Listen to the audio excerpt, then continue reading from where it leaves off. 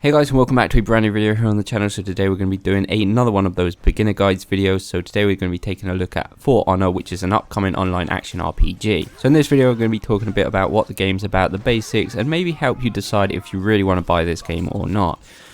So before we actually jump into the gameplay, I just wanted to talk quickly about the immense customization that this game offers. As you can see, you can pretty much customize everything from the helm to the sword guard to the sword blade, and all these things aren't just cosmetic like in other games. These do actually affect your stats quite a bit, and it's not just like, oh look, I got a better sword blade, where I can just swap it out for a new one which is better. In most cases you do have to sacrifice other stats, so you have to think about what your character is going to be like and what your main focus is going to be on. There's also loot boxes in this game, and the way they work is you pay in-game gold, but the best part about it is you actually choose which class you would open the loot box for, so you're not going to get random stuff for maybe a class that you never use, which is a little detail I really did like. But anyway, that's enough about customization. Let's talk a bit about gameplay. So before we actually jump into a game, there are various game modes, from basic deathmatch without any minions to 1v1 duel to 4v4 domination to 2v2 duels. It's actually quite a variety of game modes.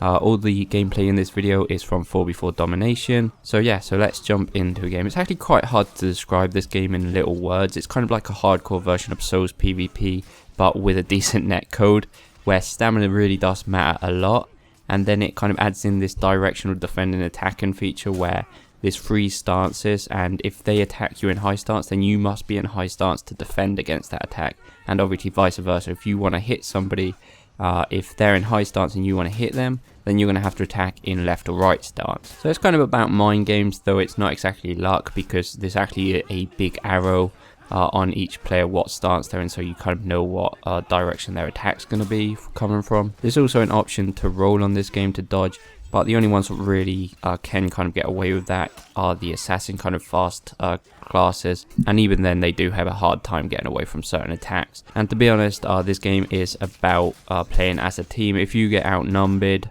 then you're pretty much dead, because you can only really defend against one stance at a time. So if somebody's going to attack you in high stance and you defend in high stance, and then his little mate beside him is going to attack you in low stance or left stance, then you're going to be screwed because you can't defend against both of them. Like I said, rolling isn't too effective on this game, so it's really a team-based game. Like I said before, there are various classes. There's the fast assassin type characters that don't really hit too hard, then there's the slow heavy hitters, but apart from that there's not really much variety. You can also equip a few abilities like infinite running or not using stamina while running, a few airstrikes, maybe an arrow, maybe some buffs, debuffs, but it's nothing too game changing about the abilities. You can tell that they kind of want you to focus on the sword fights and outnumbering your enemies and playing as a team. In my opinion, the game is actually really good if you like games like League of Legends and Overwatch, where outnumbering and working as a team is key.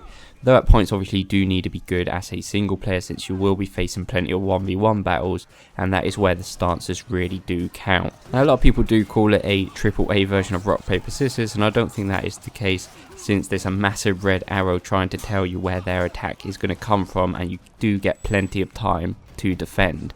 Then there's the other extreme of people that think having an arrow is too casual and they should get rid of the arrow. You should just concentrate on the sword. I don't think that's a good idea, because when you're surrounded by 20 minions and about 2 other guys, it's really impossible to see where that guy's sword's going to be coming from and tell which stance it's in. But all in all, I think it is a really good game. If you like team-based games and at the same time have good reaction time, then this is a game that you will enjoy. I do recommend playing this with a full party with good communication though, since like I said, it is a heavy team game, and just a bit of outnumbering can really win you the game. And I didn't even mention that reviving on this game is really important. And just for your information, this gameplay is on PS4, and if you do pick up on PC, I've heard a lot of complaints about how impossible this game is with a keyboard and mouse. So if you do pick up for PC, go ahead and make sure you play it with a controller pad. For Honor will be available the 27th of February. So yeah guys, hopefully this video helped you decide if you're going to buy it or not,